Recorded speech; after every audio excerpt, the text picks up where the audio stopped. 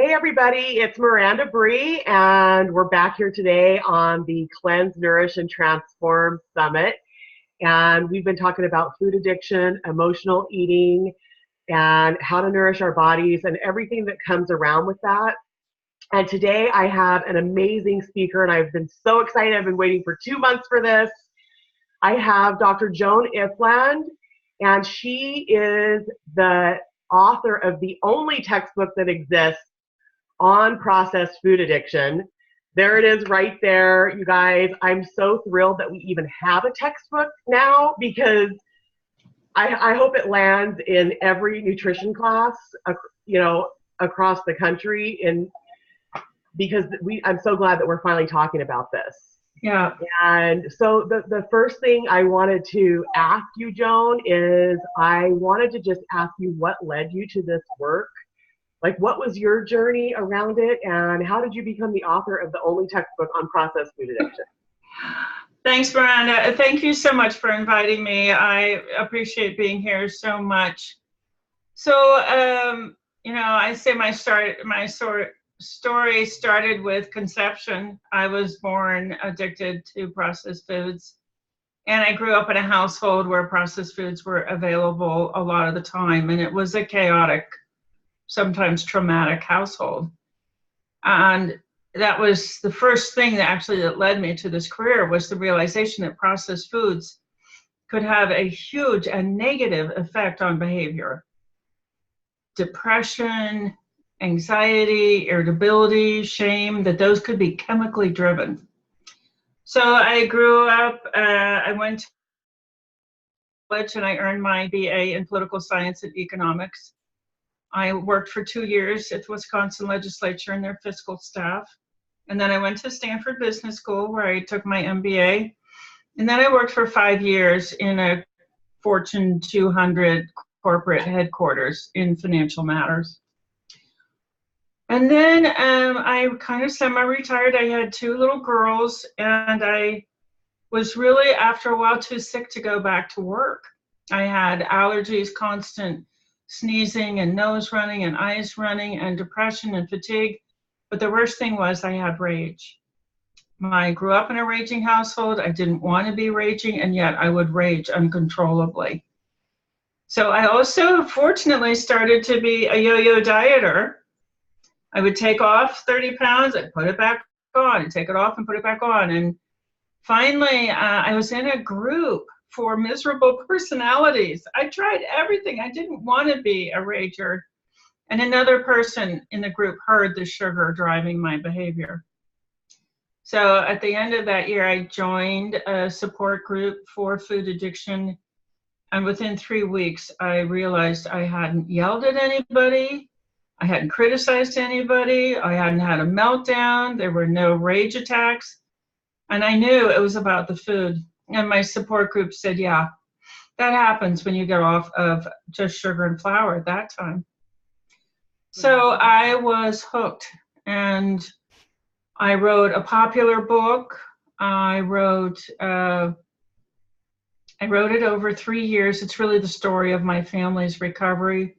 I sat down with my family. I said, I'm not giving you these foods anymore. And they were like, Mom, anything we could do to help you? They were so happy that I wasn't raging anymore. So I went back, I got my PhD in addictive nutrition and started writing chapters. Yeah, I went to a school for new fields. There's one on the planet. It happens to be in Cincinnati, where I grew up. And I did that program in 3 years. I just worked my tail off and I got it done. That's incredible. And then I was writing papers and chapters for other people. And then CRC Press came along and asked me to write the textbook. So I did. I just sat down for 3 years and looked at thousands of studies, somewhere between 6,000 and 8,000 studies. And I learned one very, very important thing among many. This is a really serious addiction. It's a really serious addiction because it begins at birth or before. It does have a genetic component. The stuff is everywhere. It's absolutely cheap. nobody knows that it's addictive, and people are pushing it on us. It's in every social ritual. And the amount of ways in which it changes the brain are really extensive. So that is when I realized that we needed to really increase the amount of time spent in recovery. And I do have a presentation I'd like to share with you that shows how the brain is altered by processed foods and advertising, and then what to do about it. Yes, please. I am so excited for this presentation. And so everybody, we get to have a live college class here, live university. And yes, Joan, please just take the floor and give us your presentation. Okay, thank you. All right, I'm going to share my screen. We are going to be talking about a shift away from thinking that there's something wrong with our eating and towards a concept of addiction. So the shift is so critical to understand. We're shifting concepts. We're looking back at a point in time when a shift happened in our food supply that shifted us from eating to addiction.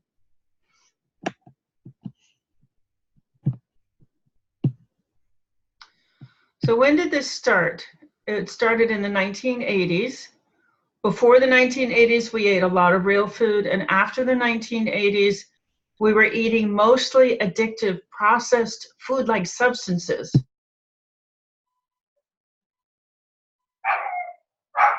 We're asking ourselves, are we addressing an eating problem, or is it really an addiction? So if you know somebody who's snorting cocaine, you don't say they have a snorting problem. They have a cocaine problem. And I think we have a processed food problem, and it's not an eating problem. So what are we going to be talking about today? We will go through the addiction epidemic model. We'll talk about who's spreading this addiction. We're going to show what happens in the brain and, of course, what to do. And then we're going to understand why we quit, why programs don't work. And then we're going to talk about how you can use the shift to finally be an absolute winner in this area of weight loss. So what's the model? The model is founded in things that happened in the 1980s, specifically tobacco moved into processed foods. We see processed foods being bought by R.J.R. Reynolds and Philip Morris, the big players. And within a very short time, tobacco controlled a big portion of the processed food industry. So they are masters of this model, the industrial epidemic business model. They created an epidemic of smoking, and now they've created an epidemic of eating processed foods. So soon millions of people, they're awfully effective, were no longer eating. They had really switched to addiction to processed foods. Who else uses this model? Well, tobacco, of course, markets tobacco to teenagers, a young audience. Alcohol uses this model to market alcohol to teenage girls. There's an epidemic of alcoholism among teenage girls in Canada because the drinking age in a lot of provinces is 18. The pharmaceutical industry used this to market opioids to doctors, very deceptive and relentless. And now we have tobacco marketing processed foods to children. So these are all applications of this addiction business model. It's how we got here. How does the model work? First, you teach the brain to crave. So neurons in the brain are very vulnerable to learning, and you can actually teach them to crave through repeat exposure. You use addictive product formulation, which we'll talk about. You use a lot of advertising, so a lot of food stimulation, a lot of reminders, and you market to the youngest possible age. And then you You also remove barriers. You remove barriers to use. So you make the product available everywhere, and you make it very affordable. You can always get it and you can always afford it. So that sets up the repeat use that then really drives through the addiction in the brain. Neuromarketing exists to hijack our brain's neurofunctioning, our brain's functioning for the marketer's gain. But we're going to show you how to hijack your mirror neurons back for your gain. Yay. It's a process. How does it work? Well, it works, you can put 52% corn syrup and sugar in infant formula. So that's the youngest brain that you can get to if you are an addictive marketer of processed foods. Toddler cereal, 40% sugar, all the way up to 70% sugar. You co-opt the idols. So now you're engaging what are called mirror neurons. Oh, if Spider-Man eats it, I want to eat it. He's my friend. He's my hero. I'm going to follow him. Toys in Happy Meals. This is a blatant attempt to engage children. San Francisco, for example, has banned the toys in fast food meals because it's tragically effective. The biggest piece of this is TV advertising. So you see, this is a graph of the number of Saturday morning cartoon ads for sugary, fatty, salty foods, addictive foods. In the years when tobacco was moving into the processed food industry, for about 160 ads per Saturday morning, which is pretty shocking.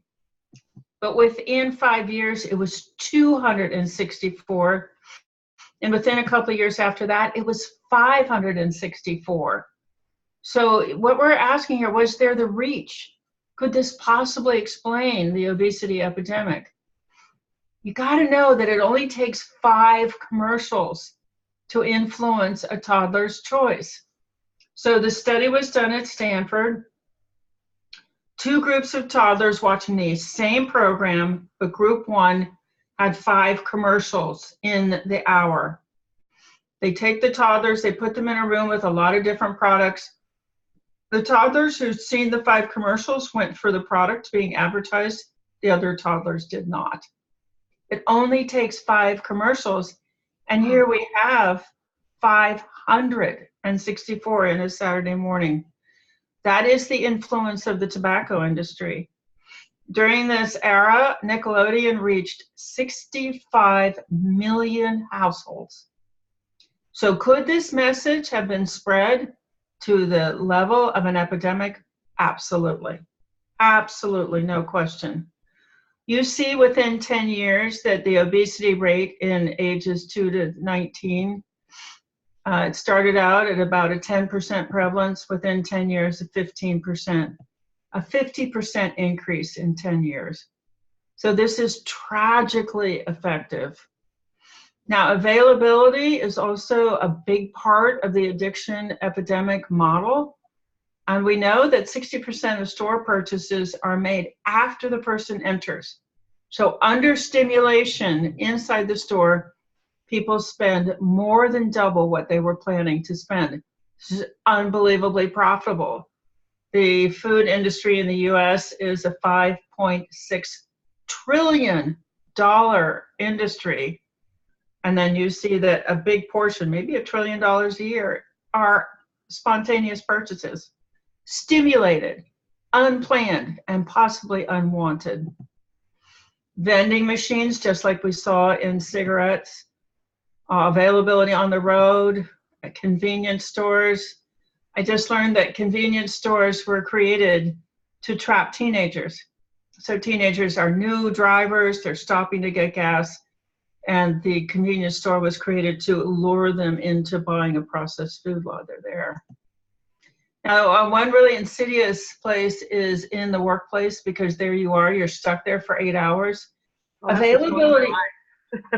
Sorry? I said that's the story of my life. Yes, yes. A lot of people get addicted in their workplaces. So they, the research shows that just being exposed, just knowing that a processed food is around and available, will trickle out dopamine in the brain. Lean people less, heavy people more. So you're sitting there just being stimulated to release dopamine in your brain. You didn't ask for that. You got to sit there to do your job. And by the end of the day, of course, you're crazed by this availability. And then you wonder why you're stopping at 5 fast food places on the way home. Mm-hmm. This is not your fault. And it's not under your control. Very, very effective to have all this junk in workplaces. I know when I started my first corporate job 40 years ago, nobody ever had food in a meeting room. You had coffee. Mm-hmm. You didn't even have tea. You didn't even have water. You had coffee, and with all the junk in it. But now you can't have a meeting in a corporate environment without food and, mm-hmm. Jazzed up coffees. It's very, very different. And you see the progression of this problem. Schools, of course, these poor kids sitting in schools smelling the fast food in the cafeteria all morning. This is not their fault. They're being manipulated. It's almost like psychological warfare. Yeah. Now, and you see it spreading around the world.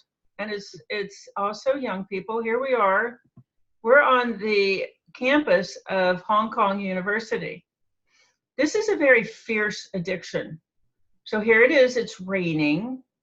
These kids, young adults, line for 20 or 30 or maybe, 40 minutes. Their lives are on hold. Maybe they would rather be studying. Maybe they would rather be in a classroom. But there they are, they're stuck in that line. So that combination of caffeine, sugar, and dairy is a very powerful addiction. It's very mood altering. There are diagnoses related to mental health and caffeine. There they are, they're stuck. So I have to say, sometimes I'm a little bit smug when I'm in the airport and I'm walking out to the gate and all these other people are stuck in these caffeine lines. But I actually feel sorry for them. Their lives are on hold while they deal with their addiction. Affordability, the pricing structure is very similar to cigarettes. They want you to buy a bunch so that it's available. It's in your pocket. It's in your refrigerator. You have sodas in your refrigerator just the same way we used to have cigarettes in our pocket. They want you to have repeat exposure. So even if they could sell it for a can for $1, they don't. They want you to buy 12 cans for $2 so that you will sustain the addiction. And then affordability. These dollar meals are just ticklers, right? Nobody has ever filled up by a dollar meal. It's a 5 o'clock hit and it sets off cravings for the whole evening or the whole day. Now, how does this work in terms of product formulation? Well, there are at least 7 substances that have the ability to stimulate the addictive response in the brain, the same way drugs do. This is the most convincing evidence, which is we see in brain imaging research, that the same pathways that are activated by drugs, recreational drugs, are activated by processed foods. This is the most convincing evidence. Sugar activates the same pathway as dope. Flour, serotonin, gluten, excessive salt, and dairy all activate the same pathway as opium. Highly addictive. Wow. Processed fats activate the same pathway as marijuana. And caffeine activates the dopamine pathway. And then there are food additives that we don't even know about. If it's a small enough amount, they don't have to put it on the label. So these are the same people who extracted nicotine from tobacco, concentrated it, and put it back into cigarettes to make them more addictive. So would they be doing this with processed foods? Why wouldn't they? They can get away with it. So how could it be an epidemic? Who are the people who actually made this happen? Well, when the tobacco companies came into the processed food market, everyone said, oh gosh, we really want a snack industry. We're going to have a snack industry. We're going to make so much money off this snack industry. And everybody else said, excuse me, but people aren't hungry between meals. They have enough food. They're not going to buy anything else. Hunger is not going to sell these. Nobody's hungry. So they said, okay, let's sell snacks by desire. We're cigarette manufacturers. We're cigarette marketers. We're going to use desire. And that's where it happened. That's where the obesity epidemic started. That's where learning disorders started. There are about 125 diseases associated with processed food chronic use. And that's where the shift happened, right there, in all of the consequences. It was in the tobacco industry's desire to have a desire-driven snack industry. So how does it work? We know that there was one master marketer, Howard Moskowitz, Harvard PhD in marketing psychology. Mm-hmm. He mastered sugar addiction. He mastered a technique to figure out what is the maximum amount of sugar that you could put in a product before the consumer would say it was too sweet. So he was hired by all the processed food manufacturers. He went through all the products and maximized the amount of sugar. Now these two researchers increasing too. I feel like things keep getting sweeter, so maybe that keeps increasing. Yes, that's a really good observation. Sugar dulls the sense of taste. So it takes more and more sugar to create any kind of a taste sensation. Very good point, Miranda. Very good point. So another researcher, Adam Dronowski, he's a good guy. He's not a bad guy, but he did discover that you could put as much addictive fat into a product and people would not mind it. And then the Monell Chemical Senses Center discovered that you can teach salt addiction to children. You're not born with salt preferences, but they can be taught. Babies are born with sugar preferences. Born, that's hardwiring. If mom is eating a lot of sugar, the baby will want to nurse more. Mm-hmm. But they don't have a natural sugar or salt preference, but you can teach it just by putting salt into their food. So if you look at the salt content of children's foods, it's really shocking. It's just the tobacco merchants addicting small children to their products. So what the food industry knows is that when you process foods, they look, taste, and feel horrible. There's nothing left. So you have to add sugar, fat, and salt to give it texture and taste. These combinations of sugar, fat, salt are highly addictive. So you saw in the chart with the red box, the more different addictive pathways you can stimulate, the more irresistible the urge, the greater the loss of control. So that's why everything has sugar, fat, salt in it. This was a no-brainer. This was an absolute no-brainer for neuromarketers. Did it work? Oh my goodness. This is corn, this is flour, mostly gluten-containing flour, caloric sweeteners, in other words, sweeteners, but not artificial sweeteners, frozen potatoes, high-fat dairy. It only takes 7 days for a 30% sugar solution to start to alter brain function in a rat. This is highly addictive and very fast. Rats will choose sugar and saccharin over cocaine and heroin. And we have this brilliant research project where a researcher put sugar in a rat's nose, injected it in the nose. The sugar reached the dopamine pathways faster and caused a greater dopamine release than cocaine. Wow. Sugar is much more addictive than cocaine. And fried potatoes are really like sugar sticks. You have this altered starch content, and then you have a fat sugar, salt coating on the French fries. They're just sugar sticks. So this worked just tragically well. Dairy contains 4 natural opiates. Dairy is designed to put a baby calf to sleep so that it will absorb nutrients. Did it work? Oh my goodness, it worked tragically well. So I went back to the years of the beginning of the obesity epidemic. I had to dig these numbers out of the USDA statistics. These are not published numbers. I had to dig way down and add them up myself. Wow.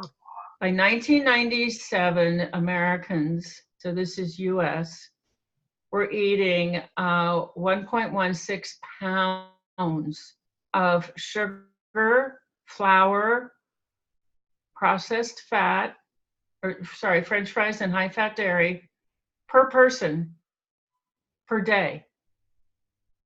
Per person per day. And you know how addictive they are. Gluten contains a morphine. It affects the opiate pathways. This is a 37% increase. We see that this neuro marketing works tragically well. This combination of a lot of advertising and availability and cheap prices and highly addictive product formula, it works. It works tragically well. And we have the epidemics of consequences. These are, you guys know that processed foods have now overtaken tobacco. You cut out for a second there. So these companies are moving in all around the world as fast as they can get there. So we got to hold on to this number. This is a pound of refined carbohydrates per person per day. What happens under this kind of a campaign, under these business practices? So it's Pavlovian conditioning. It's Pavlovian learning. You are teaching neurons. What are you teaching them to do? You're teaching the brain to crave. You are also teaching the brain to stress. I don't think most people know this. This is relatively new research. You're teaching the higher level thinking to crash, just go offline. Mm-hmm. And you're teaching mirror neurons to copy the people in the ads. So how does this work? In a normal brain, the limbic system is just, oh, this feels good, I love this. But as the addiction progresses, it's more about the reward than the pleasure. You get cravings, you get obsession, and finally you get compulsion. I'm doing something I don't want to be doing. Now with the stress pathway, so craving pathway actually activates and aggravates the stress pathway. You start out with some low-level worrying. It progresses to chronic anxiety, stress, fear. And pretty soon you have panic and stress eating. Let me go back to that. Stress eating is like when I was in business school, I would leave the campus to go home to write a paper, but I would have to stop along the way, get a big bag of corn chips and a big bottle of Dr. Pepper. And I would have to sit at home and I would have to eat and drink that before I could start the paper. So that's stress eating, that's numbing, that's using substances to numb out before in a stressful situation. It's very common now these days, stress eating. Oh, yeah. Now the frontal lobe is where we pay attention, it's where we learn, it's where we make decisions, it's our memory banks, it's our impulse control. Satiation, I'm full, happens in the frontal lobe, and emotional processing. So watch as we go through this presentation, because this is our braking system. This is where we say no thanks. Mm-hmm. Watch what happens to the frontal lobe as the addiction progresses. Willpower, you will see why willpower disappears. People say, why don't I have any willpower? We're going to see exactly why.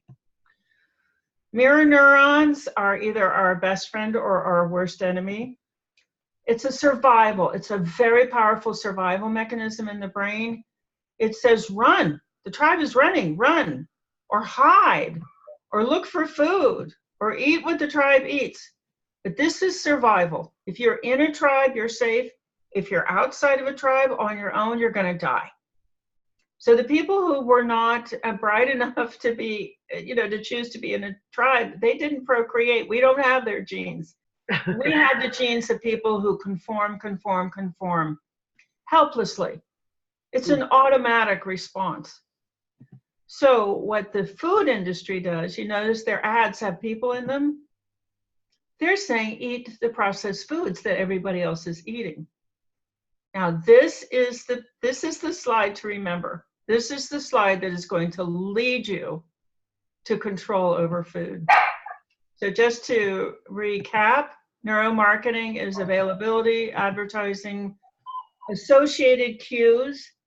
If you eat a processed food with somebody who's also eating that processed food, that person becomes a reminder, a very powerful reminder. And so that person actually becomes advertising for processed foods. The brain is very, very wicked, kind of, but that's the way it's designed to work. It's a survival mechanism that's been thwarted or hijacked. Remove barriers, market to small children. Normal brains have a braking system. If you get around some food stimulation, like it's available, like somebody's pushing it, initially your limbic system says, "Whoa, that looks really good." But then the frontal lobe kicks in. It says, "Hey, we're not hungry. No, our doctor said not to eat that. But that's fattening. No, thanks." That's how the braking system is supposed to work. But under repeat stimulation, 564 commercials per Saturday morning, the limbic system just gets red hot. And it starts to pull the blood flow from the rest of the brain. And what that means is that there is no blood flow for the frontal lobe. And we see this on an epidemic level. We see learning disabilities, we see attention deficit, we see memory loss, we see loss of control, loss of restraint, we see poor impulse control, of course, satiation, we know how to eat even if we're hungry. And really, on a lot of problems with emotional processing. That's where this comes from. Is that where the rage comes from?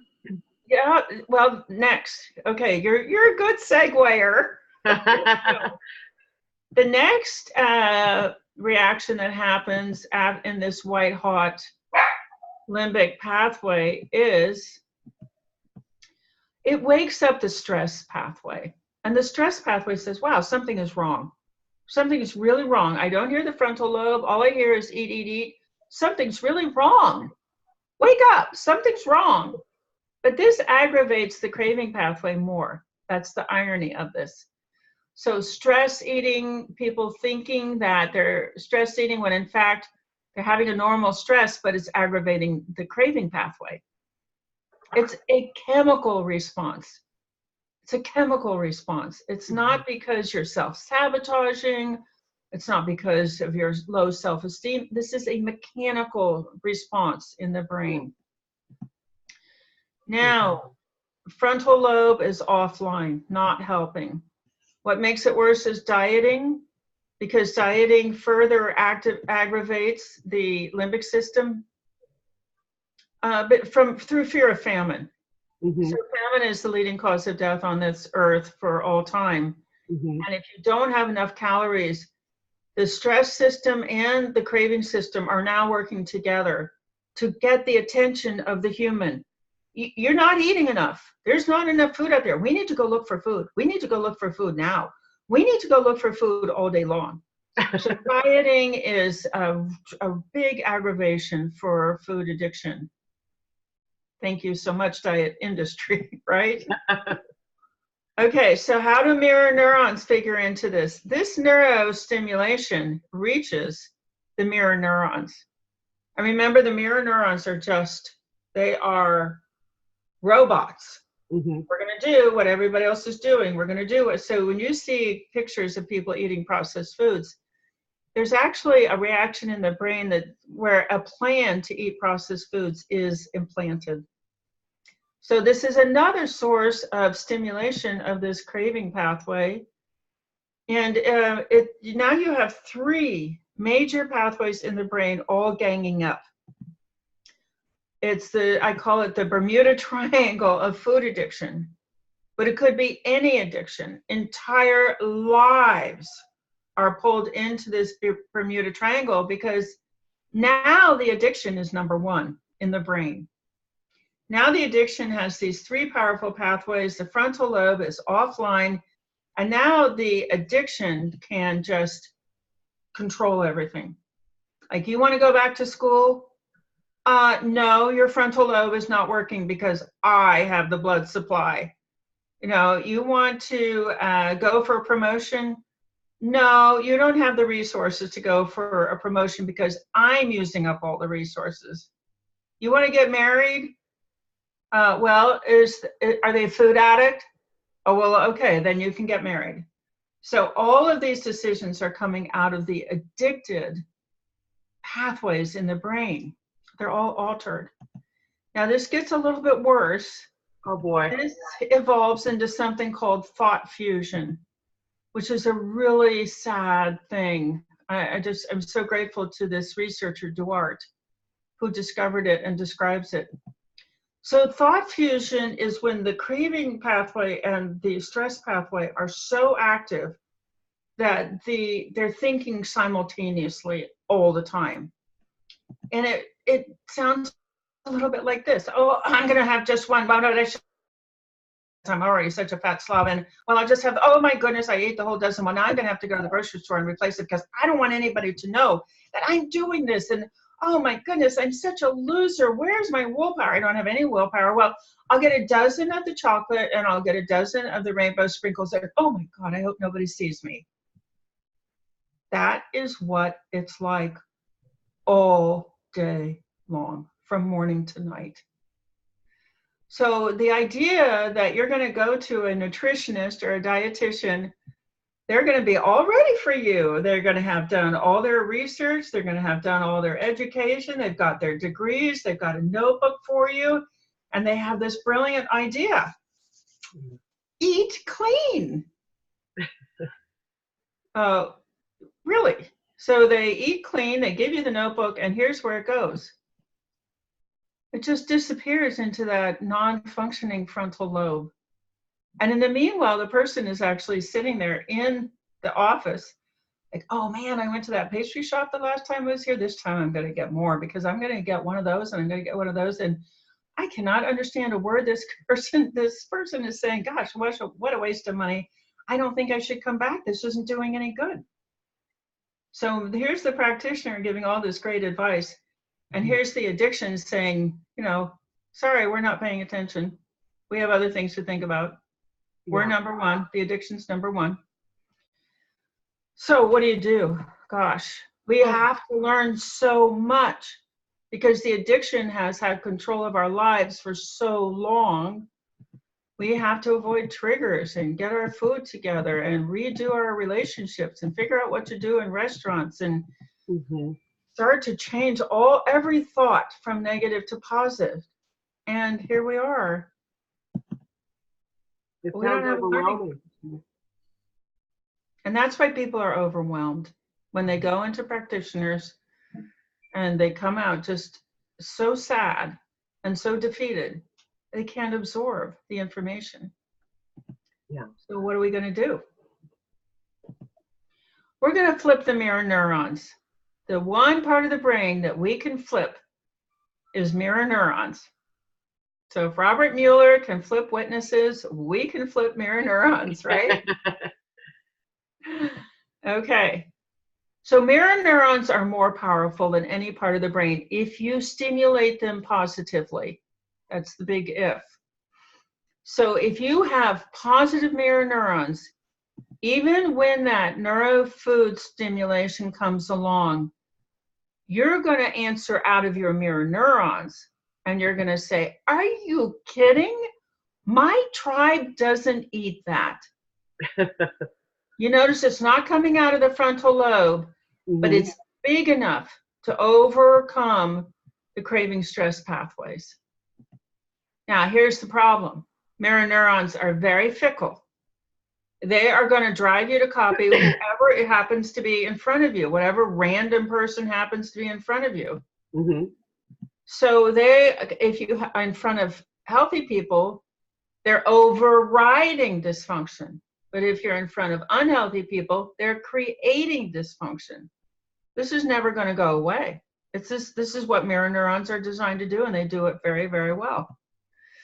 So if you're around people who are not eating processed foods and have a great positive attitude and they're moving on with their lives and doing fun things, that's what your mirror neurons are going to be doing for you. They're going to be creating health.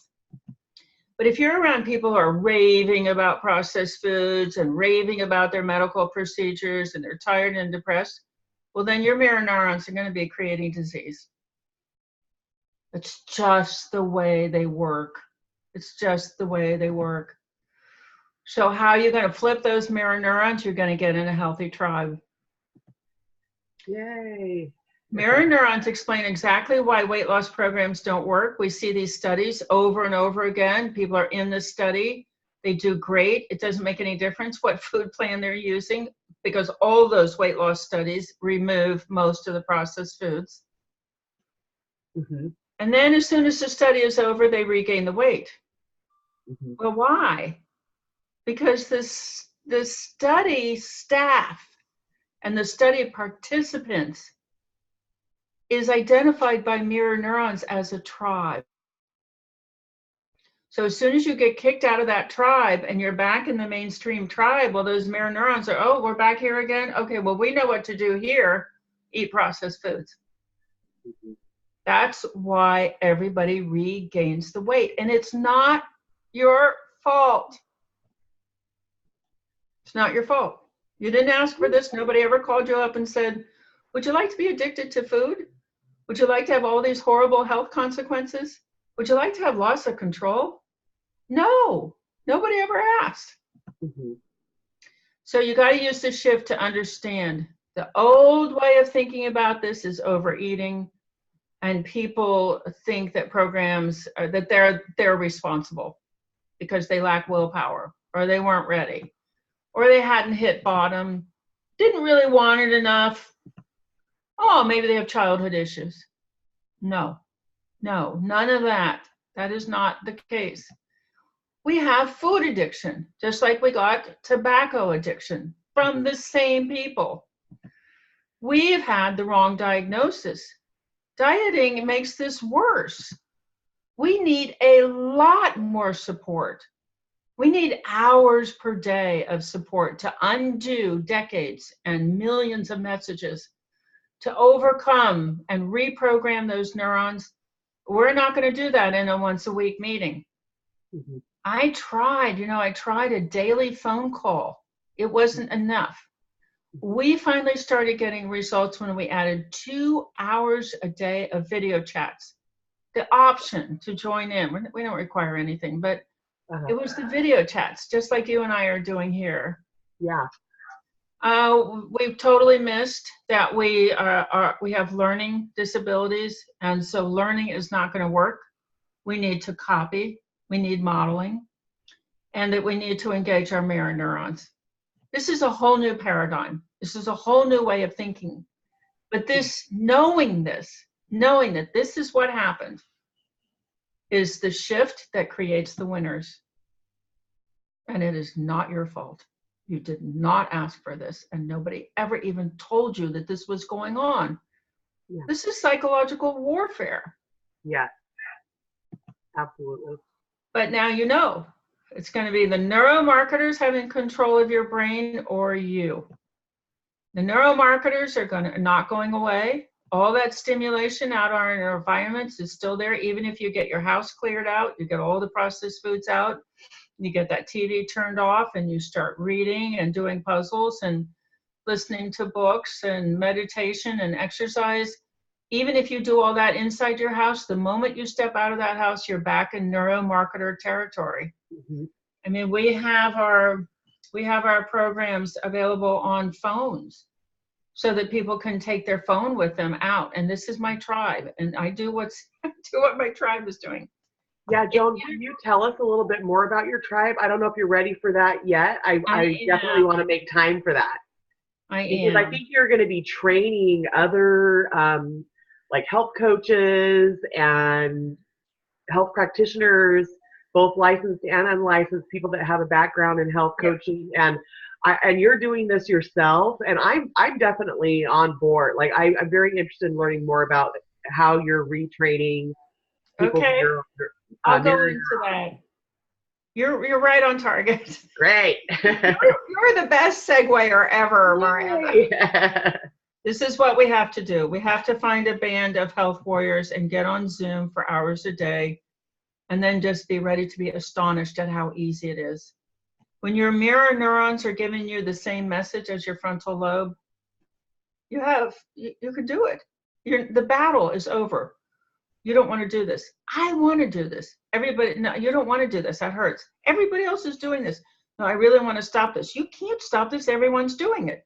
That battle is over. That's the cool thing. But you got to keep it up for a lifetime. Those neuromarketers are not going away.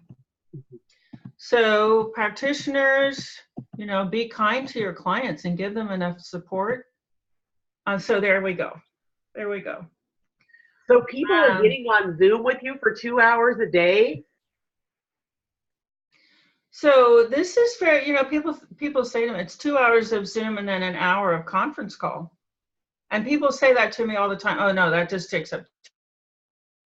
If you live with a family, you spend 3 hours a day in their company. And the thing about Zoom and about conference calls is you can just put them on as a murmur in the background and keep doing what you're doing. And I love it. I love it. My family growing up was quite chaotic. And I love having these really calm, positive, funny, enjoyable. They're structured. I lead them all. But people love them. People love them. They love coming to them. They love, just having all this positivism in their life. And it's so easy to get on. So when I ask, we ran a test case last year based on these findings from the textbook. And I ask my members, it's the Addiction Reset community at foodaddictionreset.com. What is different about this? Because I saw right away that they were making changes that they had wanted to make for their entire lives and just couldn't make them. So I asked, well, what is different about this? Well, one, you can get on very easily. You don't have to get dressed. You don't have to be in your car. You don't have to go anywhere. And we got the cost of it down to where people can just pay a small monthly fee for it. But we're going to eventually have 125 people in this arc. And that's how we get it to be attractive to a practitioner. The practitioner can make a living off of this, but the participant, the member, is paying an amount that they can actually afford to pay month after month. That's wonderful. Because this is not going away. So it worked. So one of the things that they really liked is they could choose up to 3 hours a day, and it was very, very easy to get on. So when you think about you're fighting those neuromarketers, one thing you have to match them on is availability. So my Zoom sessions have to be more available than their processed foods, and they are. You can't get processed foods out of a phone, but you can get a meeting out of your phone. So the other thing they like is that we have a very sophisticated approach to lapsing. Now, other organizations punish lapses. They publicly shame the person. They make them go to the back of the room. They have to start over. We know that like Food Addictions Anonymous. I've never been to any of those meetings, but are you talking about like Overeaters Anonymous, Food Addiction? A lot of people. Private practitioners, health practitioners, support groups, they think that lapsing is a failure. Lapsing is normal. You have these white hot craving pathways that are totally woven in with the stress pathways. All you have to do is have not enough sleep, traffic accident on the way to work, Lots of availability in the break room, and then your boss yells at you. That is enough to take over and silence even a well-trained set of mirror neurons. We didn't ask for that, but you can stimulate a craving stress pathway combo enough to silence, to block out even the mirror neurons. That is going to happen, especially at the beginning. It could take months before somebody can consistently. It takes months of reprogramming and then months of bringing the frontal lobe back online. So we got to exercise the frontal lobe when we do frontal lobe exercises so that people have a second thought. Okay, I'm going to go get that. This was a horrible day. I went to that party for 5 hours looking at this stuff. My brain is full of dopamine and opiates. That frontal lobe, if it's strong enough, it'll say, why don't you walk? Just walk. And then the walking will calm it down. And then the frontal lobe can say, you can go home now.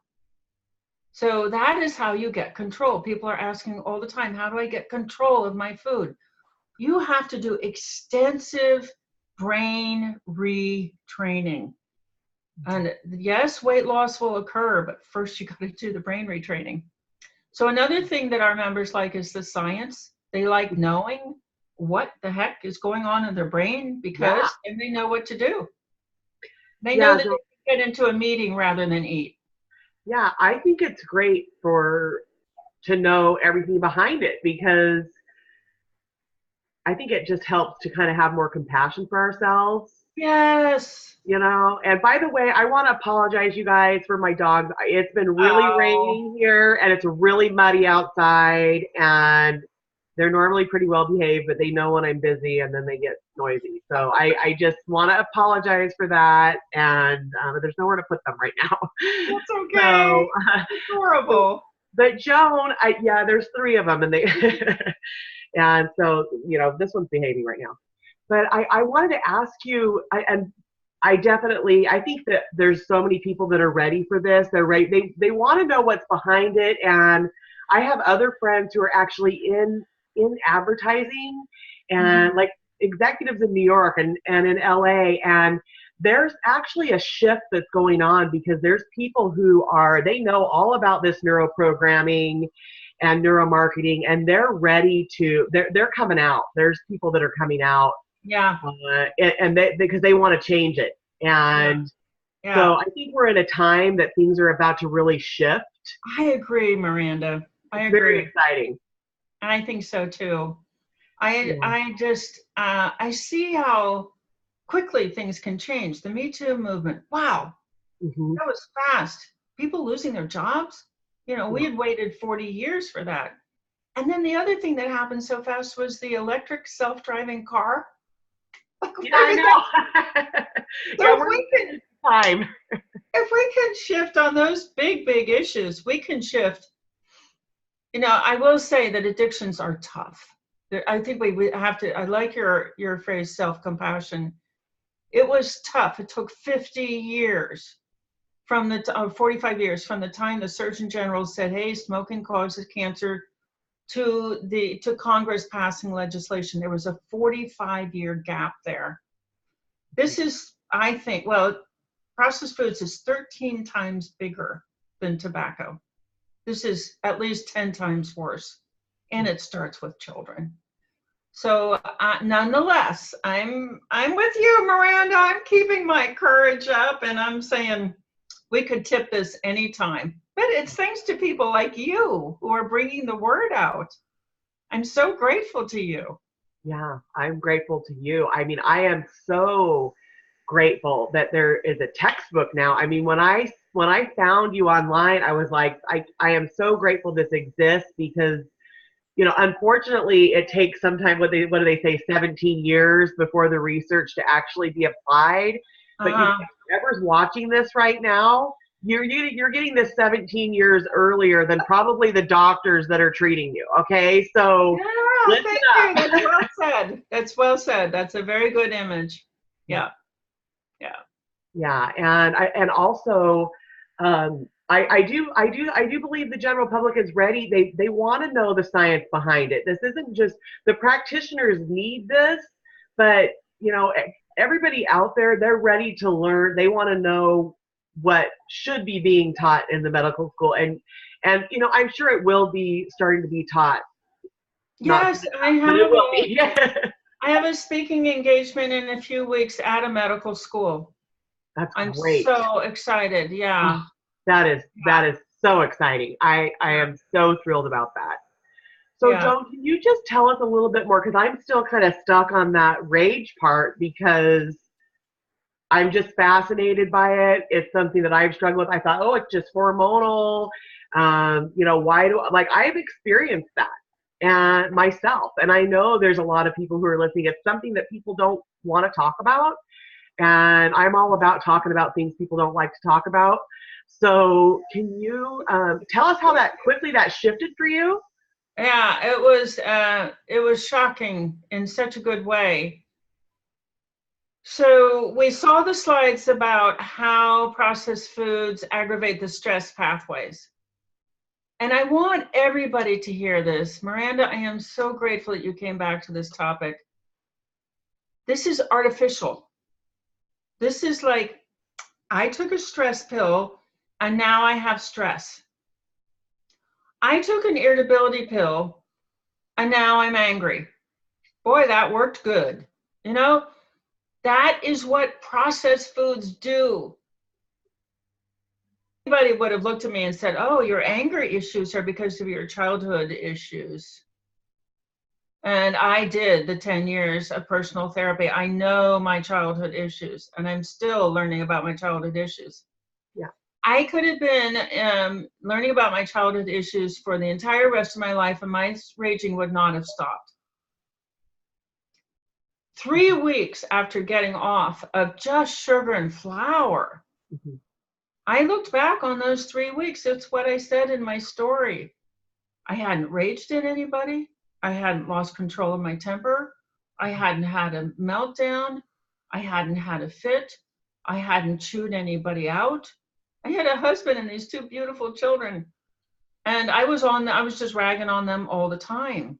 You know, it was across the range of just low level irritability, impatience, all the way up to raging, just screaming at the top of my lungs. And was so awful. I would step outside myself and watch myself rage. That's how awful and traumatic it was. And of course, this helps me forgive my mother, who also engaged in this behavior all the time, 24/7. So this is something I wish everybody knew. Now, caffeine makes it much worse. Mm-hmm. Caffeine works because there are calmness functions in the nervous system. Mm-hmm. And caffeine blocks them. You're not actually more energetic, you're less calm. So about 6 months into my program, this is 1996. I have, as of this year, been doing this for 23 years. I could see it. I could see it. I was a caffeine user and I connected the caffeine to irritability and that was it. I started tapering and it took a couple of weeks of really extreme fatigue, but I did kick the caffeine and I became a nicer person. And a nicer person and a nicer person. And I've really done a lot of work. I'm so excited to have control of my emotions. Yeah. I wrote an exercise every morning about something that I wanted to stop and something that I wanted to start. And we do that exercise even today in the Addiction Reset community. So you have to, I mean, the very cool thing is to know this is an artificial stimulation of negativity. Depression, irritability, anxiety, and shame. I call it DOS. Wow. Depression, irritability, anxiety, and shame, artificially stimulated by processed foods through that mechanism of it's the corticotropin releasing factor pathway, and it just pumps up the adrenaline and the corticosterol in the body. And that is why we have road rage. This is incredible. And child abuse and domestic abuse and violent crime. 80% of violent criminals have low blood sugar. Oh, I was just talking about blood sugars. This is so incredible, Joan. It's like it's like the answer to so many things that we have been driven. We're literally like, I'm just seeing like the wars, I'm seeing families disconnected, I'm seeing just bullying in schools, and Yeah. the regulation, the self-regulation, emotional regulation, Yeah. and ability, self-control, self-discipline. And I always say, I agree that it's not, we have a limited amount of willpower. So, and that's not even what it's about. We've been hijacked. I think you even used that word, we've been hijacked. Yes. And it's both terrifying and empowering at the same time to have this knowledge. Thank you. Thank you. So everybody should know the word addiction and the word dictator have the same root. So the process of becoming addicted is the process of coming under the control of a dictator. And the dictator reaches us and hauls us off to jail, the deepest, darkest dungeon inside our mind. So the cool thing about this is that once you need somebody to walk with you out of that prison. Mm-hmm. It's impossible. I think it's impossible. Because of the way mirror neurons work. You know, if you're mirror neurons and say, well, everybody's in prison, so we're going to stay here in prison. You got to be around people who are not in prison. And then your mirror neurons will say, oh, let's find somebody to get us out of here because nobody here. So it's a prison of negative thoughts and negative emotions and negative beliefs and negative opinions and even the despair of that sense of being abandoned by spiritual help. So it's what we do in our 3 hours a day of fun activities is we have fun activities. We are doing exercises. Okay, this is what I used to think, but this is what I want to think, and this is how I'm going to get there. Those are the exercises that we do. We have very positive, scientific, and just fun readings. We do meditations. Amazing. We are very much about taking back brain function from the neuromarketers. Yeah. It's so much fun because everybody in the ARC has control of their food, and it happens pretty darn quick because those mirror neurons are watching. Oh, we're in a new tribe. Okay, well, what are they doing? What are they doing? Okay, let's do that. Let's do that. Oh, we got to do that. Do that. You know, mirror neurons finally line up with the frontal lobe. I don't want to eat that. Oh, you're right. They don't eat that. Don't eat that. No, don't eat that. The fight is over. Yeah. The prison is open. Oh my gosh. Yeah. I'm so excited. Everything you're saying, and I know I'm going to do this with you. I know. And because have you heard people say, I'm sure you've heard this, that connection is the opposite of addiction? Yes. And so we've just like this, it's just amazing to me that we've been targeted. Our neurochemicals for happiness and joy and comfort and to be able to just feel good in our lives, they've been hijacked. We've been hijacked. For profit. For profit. And I mean, I feel so empowered right now. Oh, good. Yay. That we can, like, that it's gonna, that I think it's beautiful, Joan. Like, it's beautiful that, that we get to have our own tribe and to shift that, ourselves. So that is the difference between living in a dictatorship. If you try to go against a dictator in a dictatorship country, you know, you'll be hauled off to jail. But when we go against the dictator inside of our heads, we get free. And we have all the time in the world because this is an addiction that takes up a lot of time. And people know they're food addicts because they've tried to lose weight and it's come back. That's one of the symptoms. They make a plan not to eat something and then they're eating it. That's another symptom. Cravings, like desiring food in between meals when you're not hungry, those are cravings. Things like spending a lot of time thinking about food, getting food, sleeping it off, and then hiding it from people or not being willing to go to events. Yeah, those kinds of things. And eating in spite of knowing that there's a consequence. Yeah. Yeah. So, Joan, how can people find out more about what you're doing, and where can I send them? Thank you. And is there something that you're offering? I'm not. Yeah, you do. You do have a free gift. So, can you tell us a little bit about that? Yeah. So, people can go to foodaddictionreset.com, and there is a free newsletter there. Okay, and I think as a part of the summit, we're offering a meal preparation module. Oh, great. So the food is actually the easiest part of this whole thing, ironically. People tend to come into this program having gone through dozens of diets. They know how to cook. They know how to weigh and measure their food. They're not afraid of doing that, and they're very good at it. Food to me is about 20% of the recovery. The other 80% is just pulling your thoughts out of the negative realm and into the positive realm, and having a really good time doing it. Yeah. So we do teach cooking. We have a module and we have a video. But the thing to do is to get into our addiction reset community. Yeah. And you can join right on that website, foodaddictionreset.com. Great. Thank you so much, Joan. Thank you, Miranda. Is there any final things that you want to share with us? It looks like we might have went a little bit over, but I've been waiting for this. I've been so excited for this. This is the one.